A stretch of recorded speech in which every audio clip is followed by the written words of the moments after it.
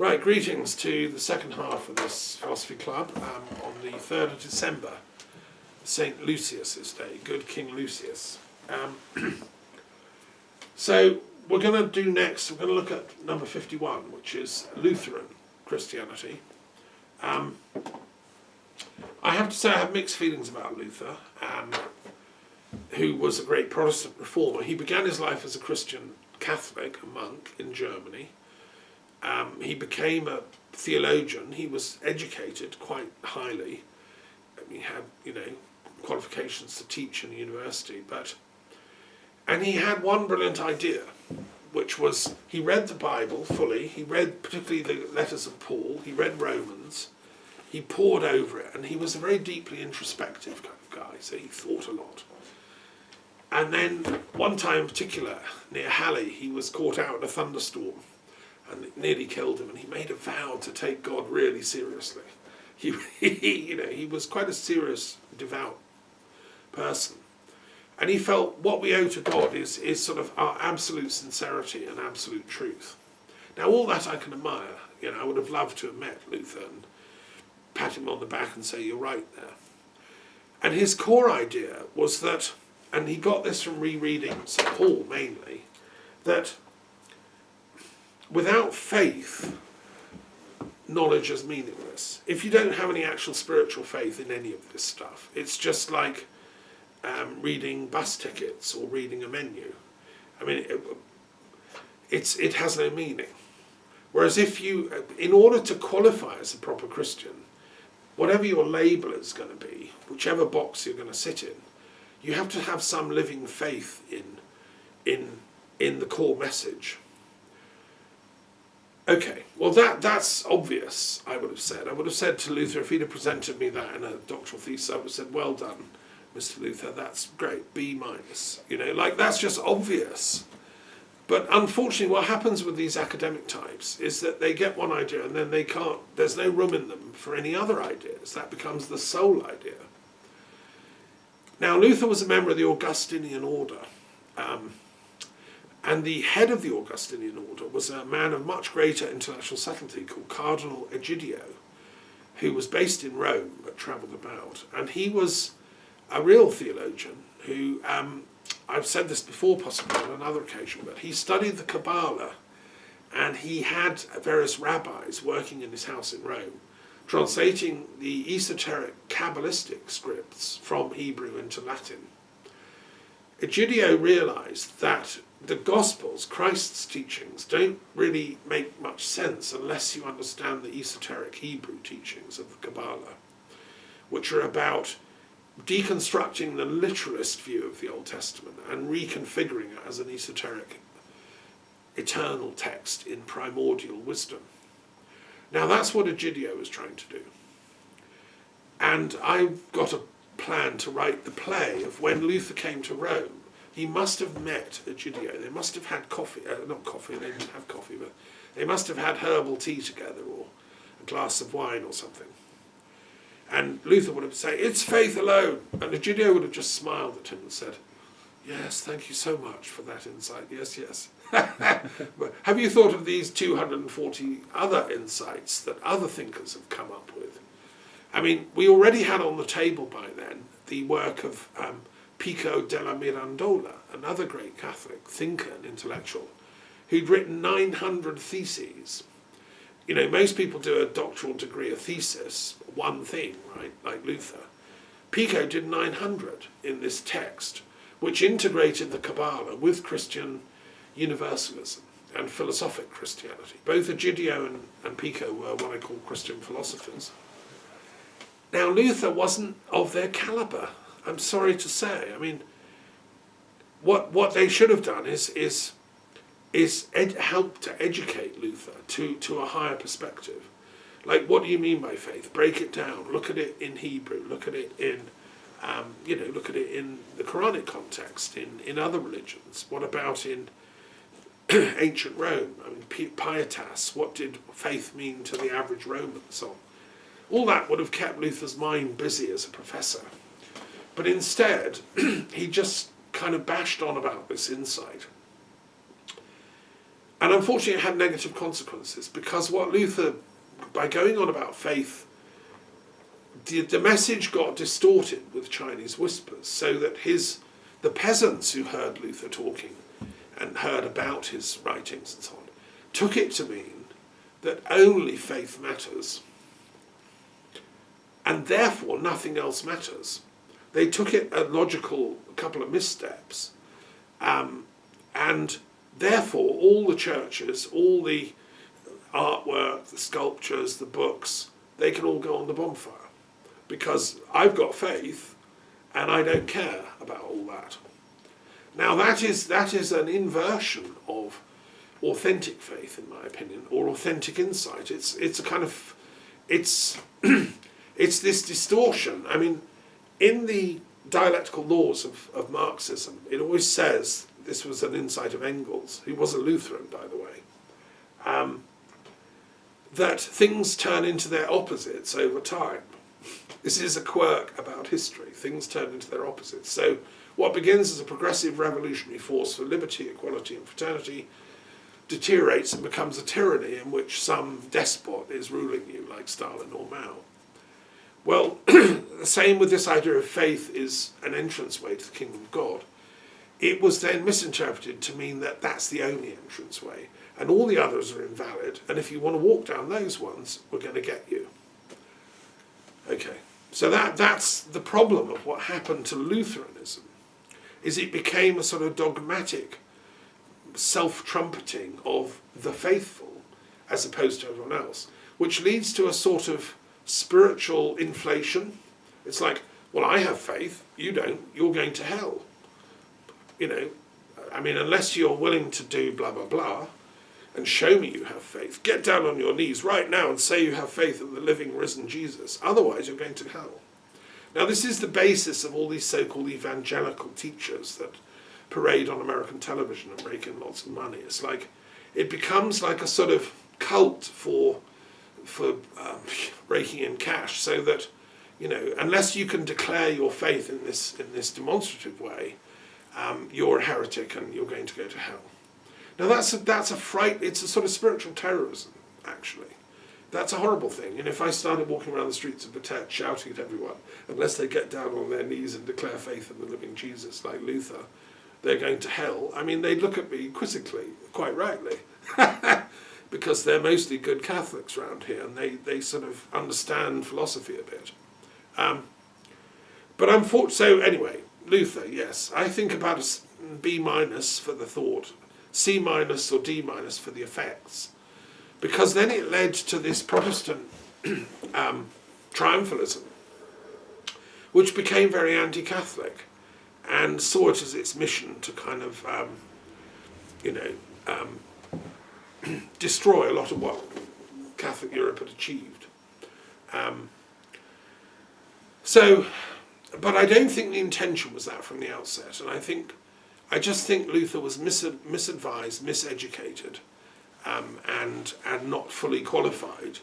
He was in too deep in muddy waters that he didn't fully understand. It's interesting that Henry VIII, although there are many things about him I don't agree with, he didn't like Luther either. Again, I'd like to find his private diaries as to had he worked this out, what I'm trying to explain here. Possibly. But anyway, Lutheranism has been very influential. It became the dominant religion of northern Germany. Berlin, they all became Lutheran, peoples. The south remained Catholic in Bavaria, but Lutheran faith became dominant, and not just in Germany, but also in Scandinavia, in Sweden, in Denmark, in Norway.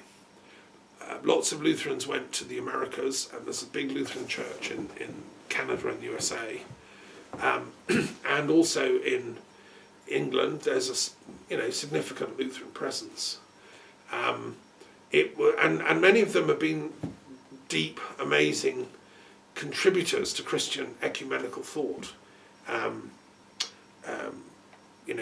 great theologians. One of them helped found the Fellowship of Reconciliation with an Anglican. On the outbreak of World War I, these two men who were studying at Cambridge, one an Anglican, one a Lutheran, shook hands and said, "This is outrageous. We shouldn't be going to war with each other, you know. We declare eternal peace." And they founded this Fellowship of Reconciliation that's still going today. I've been a member of it. And Muriel Lester, who was a friend of Gandhi, was a sponsor of it. It's still going. You know, and I think some Lutheran theologians would understand when I'm talking about the limitations of Luther's original insights, but that's not a problem because they've added to them since. Some of the greatest German philosophers, like Kant, was a Lutheran who was a profound thinker. There was a movement in Lutheranism called Pietism, which Kant came from, which said that kind of like it was an application of Luther's insight, but at a higher level. It said that God's mysteries are so profound that even though we stretch our intellect to the fullest potential, we'll never be able to work them out. Because God is God and we're human. At some point, we have to therefore take a leap of faith. We can't actually prove the existence of God, right? Like, logically, rationally, so that everyone will get it. People have tried, Anselm tried, you know, Aquinas tried, there's various attempts. The only thing that can prove it is actually a spiritual leap of faith into the mysteries. Like there's a difference between sort of measuring the diving board, measuring the height from the diving board to the water, and like planning the trajectory. You can do all that mathematically, but it's different if you actually dive in. And that's what Kant was essentially saying. Another great Lutheran theologian is Schelling, who again took some of the core ideas of Luther but expanded them way, way beyond him. And he was a very profound thinker who became professor in Germany. And Hegel, who's one of the greatest theologians, I think, of the 19th century, was a Lutheran. So he has his own box, Hegelian philosophy, as does Kant. You know, so it's not that they've not tried, these Lutheran thinkers. They've been incredibly busy trying to make up for the problematic insights of maybe Luther himself. One of the other problems about Luther and Lutheranism was a certain anti-Semitism in Luther's thinking. Because he didn't understand Judaism, he never read any Hebrew, he never studied the Kabbalah, he knew nothing about esoteric Judaism. He had this sort of bias against Jews. He felt they're all weird, odd, they shouldn't be allowed to do what they're doing, dressing funny and wearing long hair, and they've got funny cloaks and, you know, whatever. He didn't get them, right? And and this streak of what later, much, much later, was called anti-Semitism was there in the Lutheran form of Christianity. In a way that's unacceptable, I think, to me as an intellectual, because I've studied and I've known Jewish thinkers at a very high level, and they're amazing. The philosophy that I think is worth having, which I think what Christ would have wanted, is one that includes all the varieties of Christians, all the varieties of Jews, all the varieties of Muslims in one great harmony. And, you know, I'm reading at the moment a book by King Charles III, who's I've met and who's a great intellectual in his own right, called Harmony. And, you know, I think this is Charles's position. Whereas Luther's was more like finding distinctions, divisions. No, the Jews weren't going to be allowed into heaven because they were Jews and they killed Christ and they were the bad people. Well, you know, this is a medieval peasant's worldview. And the trouble with Luther is, deep down, he remained a medieval peasant. He also believed literally in heaven and hell. He believed in devils literally. And so these are medieval worldviews that rational Anglican theologians grew out of about, you know, at the time of Herbert of Cherbury, about 1600. So, but anyway, it took a while, and they eventually got there, most of them, Hegel and co. Then we have Swedish archbishops who helped set up the ecumenical movement. Very great, you know, succession of Swedish Lutherans who've done enormous work for advancing interfaith harmony and ecumenical harmony, founded the World Congress of Faiths. I've been blessed when I was an interfaith peace activist with the World Conference on Religion and Peace. I went to a conference in Gotland in Sweden, and we went and had dinner in the Archbishop's Palace, the Lutheran Palace, like something out of a movie, very dark wood furniture. The palace, it was his episcopal palace, and there were priests milling about with their dark clothes, and we had some interesting theological discussions for peace. So, they're doing great work now. Just a pity about the 30 Years' War and the mass slaughters of, all sides. I mean, as a philosopher for peace, coordinator of philosophers for peace in Europe, if I'd been around then, I would have tried to stop that bloodbath. And I would have insisted that, the leading thinkers have got together and worked out a peace deal. And still, it's long overdue. I mean, we still don't have an official peace treaty between all the Catholics and all the Protestants. But that's why I wrote my Interfaith Peace Treaty, which is to provide the text of it. But my Interfaith Peace Treaty is ecumenical, includes Jews, Muslims, Hindus, Buddhists, etc. Okay, so that's the Lutherans, bless them. I will say the only time I've ever seen the full works of Luther is in the library of the former Prime Minister Gladstone, a great liberal thinker in Wales, where I ran a seminar on the educational implications of 9/11 in 2001, in November that year, after that tragic event had happened. So I hired St Daniel's Library for the weekend, and we had a fantastic conference with speakers and stuff.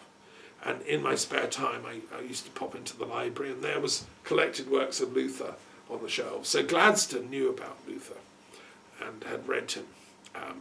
I don't know anyone who's ever read the complete works of Luther otherwise. Okay, next one. Let's do number 55. 55 is humanism, Christian humanism. About 50 million today, in history about 500 million. Humanism is a very interesting kind of tradition in Christianity. It sits alongside philosophical Christianity, but it's slightly different emphasis. It began as a term in the early Renaissance period in the 1300s in Italy, and it denoted a certain type of scholar that was interested in the original classical sources of knowledge.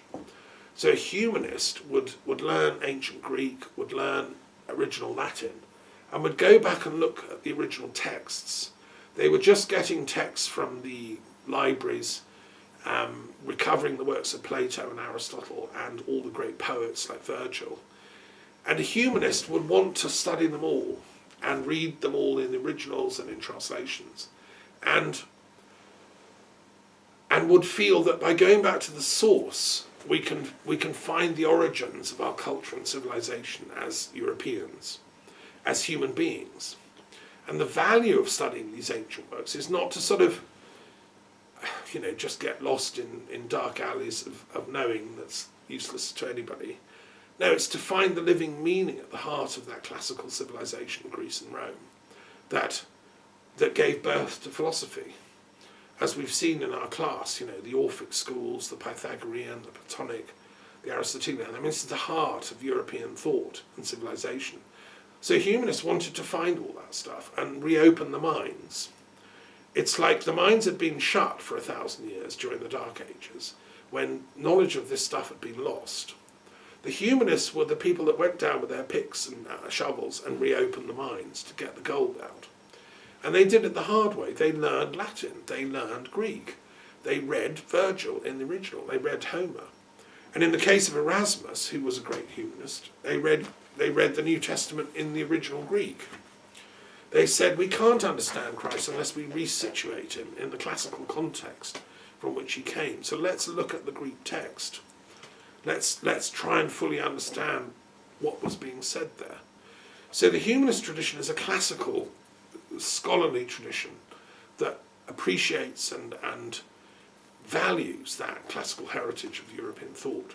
And it says it's not antithetical to Christianity, because these guys were wise, Plato, Aristotle, Socrates, Homer, Virgil, Varro, Cicero and so on.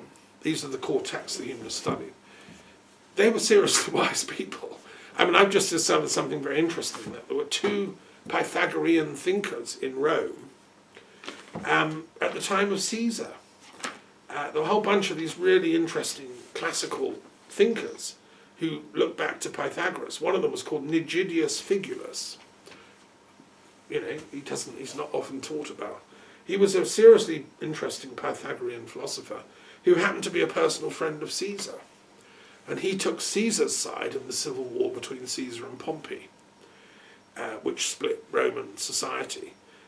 Other Pythagoreans took Pompey's side. So you have this, this battle of Pythagoreans splitting the Roman Republic.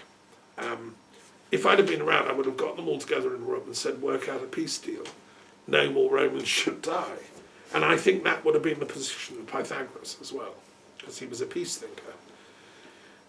But the point I'm making here is that the more we find out about the classical sources of thought and literature and European civilization, the more we see it can be harmonized with Christian teachings. If you read the Gospels properly, and as a scholar, which is what we should be doing, and that's what the humanists said, don't just read it with faith, read it with intellect, read it with geography, read it with history, read it with knowledge of the languages, read it by situating it in its historical context. Later they would soon come to say read it with some knowledge of archaeology, because the humanists also, in a sense, invented archaeology by digging through the ruins of ancient Rome and realizing what treasures were under their feet. So when you do that and read it as a proper humanist, you can understand what Christ was actually saying in the context of his day. And you can see that, there were lots of, Pythagoreans and wandering Orphics and Dionysian artificers and all kinds of magi and druids and sorcerers saying similar stuff. Christ was just one of a whole genre of thinkers. And I have a book here which sort of, labours that point, called Jesus the Sorcerer by Robert Connor, which is a classic book. Which explains how Jesus was a magi in the traditional sense of being a magician, doing white magic, effectively. And he speculates, what does that mean? What is white magic? What was he doing? Well, the only way we're going to find out is by studying all the source texts in Greek and Latin, because the world was full of that stuff. Another example of a humanist mission would be understanding the Delphic Games, which was lost to history. For 1,000 years, the Delphic Games were as important as the Olympic Games. It was where the artists, the theatre performers, the musicians, the dancers came together to Delphi under Apollo and Dionysus to celebrate the arts. Through that, they advanced peace. Had Christ ever heard of the Delphic Games? They were going on at his time. I think it's possible. You see, I think Christ was not a stupid man. He was not a sort of fanatical Lutheran type going around saying, believe in me or you'll be damned. He was, I think, a learned man, educated partly in Alexandria, partly possibly further east, who'd absorbed the inner teachings of Kabbalah, who'd lived it, who'd dived, as Kant said, into the lake of experience, which is why he goes off in the desert and does his 40 days retreats and things, who was not arrogant, he was humble. He went and studied with, we know, John the Baptist and other wandering teachers. And therefore I think he would have heard of, the Delphic Games, for instance, which was the great place to be if you were any kind of an artist or cultural figure or public speaker or anything. And there's many hints in the Gnostic texts and in the inner Gospels, if you read them properly, about that wider perspective that I think Christ had. Anyway, that's all what I'm saying here is just classic humanist stuff. This is what a humanist position is. That I was fortunate to be born. My mother was a Latin teacher. She taught me this stuff when I was young. When I was a little boy, she made me read the Greek myths and Roman myths. And that's the way to become a humanist. You have to understand Apollo and the Muses and how the gods create the world. You know, it's the humanists reclaimed those myths and said, I'm still a Christian. I'm happy to go with Jesus as my number one teacher, you know, top rabbi, but I also belong to this wider civilization called European culture, and I'm also therefore claiming my birthright to understand all that. I think Greek and Latin should still be taught to every schoolboy and girl in Europe. In Britain, it's only the elites at Eton and places that get taught it nowadays, which is, I think, to the impoverishment of us all. Anyway, that's Christian humanism, and you know, it's deep stuff. Okay, I'll do one more, and then we'll stop. The last box I want to do is, let's have a look. So that was, okay, the last box I want to do is number 46, which is the Quakers, as they're called, or the Society of Friends. Again, it means a lot to me because I'm personally also a Quaker. I discovered them growing up in Brighton. My parents were peace activists. They were always Quakers coming around for tea. They were the hardcore of the peace movement who weren't Marxists. You were either communist or a Quaker if you were a hardcore peace activist back in the 60s. And I learned to respect them. And there's a lovely centre in the middle of Brighton called Friends Centre where they used to do something mysterious I didn't fully understand, but they had things like art classes and dance and stuff.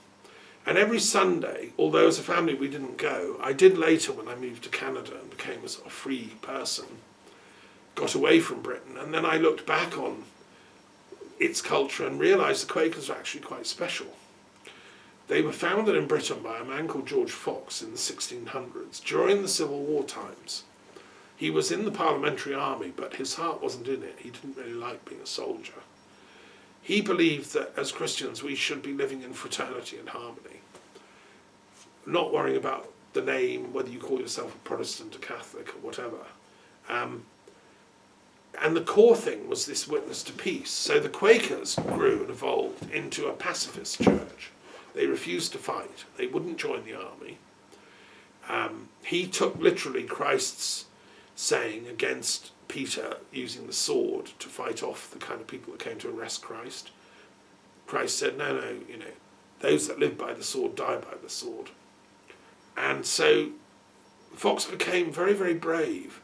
He went around the Midlands in England and all over England preaching this kind of new idea that Christ was a peace teacher and that we should stop fighting.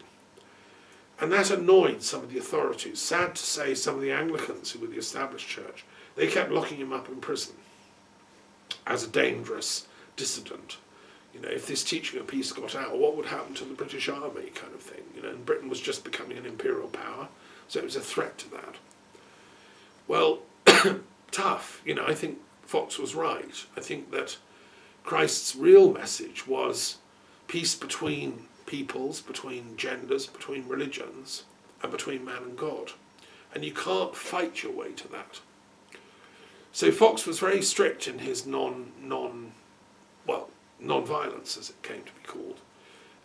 Many great Quakers have come since then.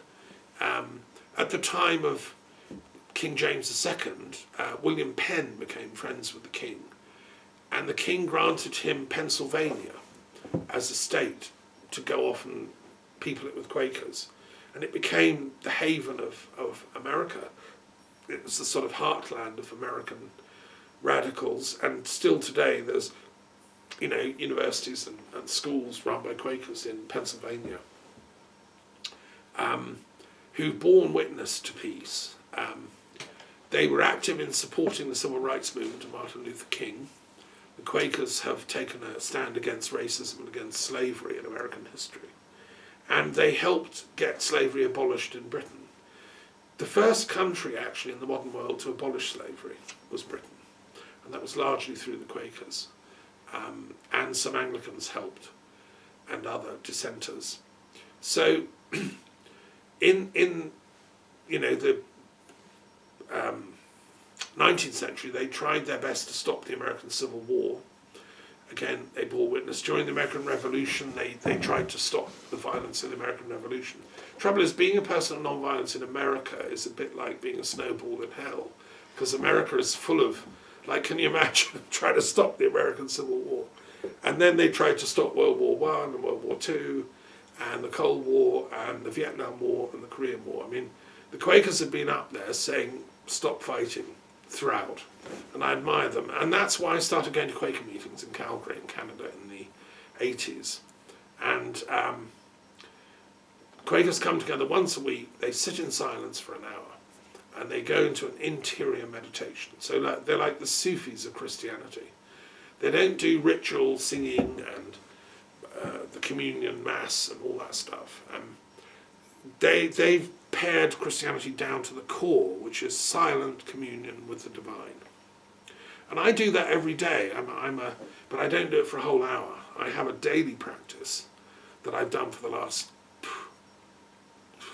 20 years or so of meditation. Now, is it Buddhist? Is it Quaker? Is it Druid?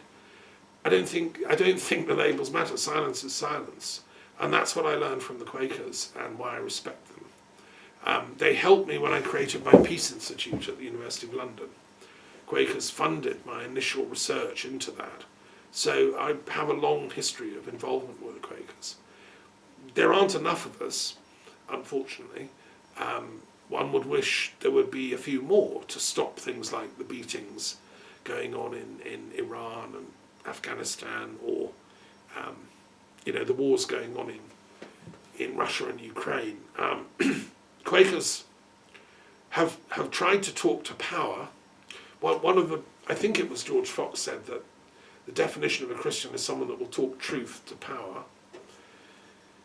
We've carried on trying to do that. I mean, I have a personal correspondence of letters to the rich and powerful going back 30 years, Doesn't seem to do much good.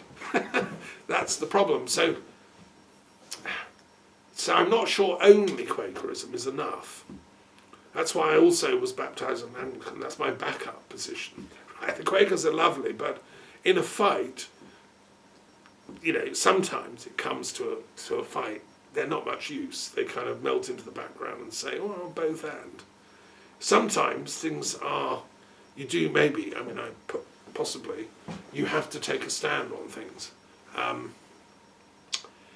But anyway, hats off to them, a very profound lineage of Christian Sufis, so to speak. Not so good on scholarship. One of their great thinkers was Rufus Jones, who was a great Quaker historian, professor. One of my slight problems with George Fox is that he was rather scathing of scholarship. He wasn't a highly educated man himself. His scathing remark against humanism was, well, what's the point of Latin and Greek? Christ was crucified on a cross with words in Latin and Greek on the top, so that didn't do much good for him. Come on, George, that's a bit silly. I don't think George Fox, who was from a sort of lower middle class tradesman background with very little education, understood the importance of scholarship and the kind of research work that humanism does. He didn't understand the intellectual's job. That's not to criticise him, it's just a statement of fact, And the fact is I can't help being an intellectual, so that's kind of why, in a sense, I feel the Quakers need a sort of an adjunct of another level of discourse into their silence, because sometimes one has to speak up. I've actually applied for a professorship at a Quaker university in Pennsylvania, so that would be fun if I get that job. I will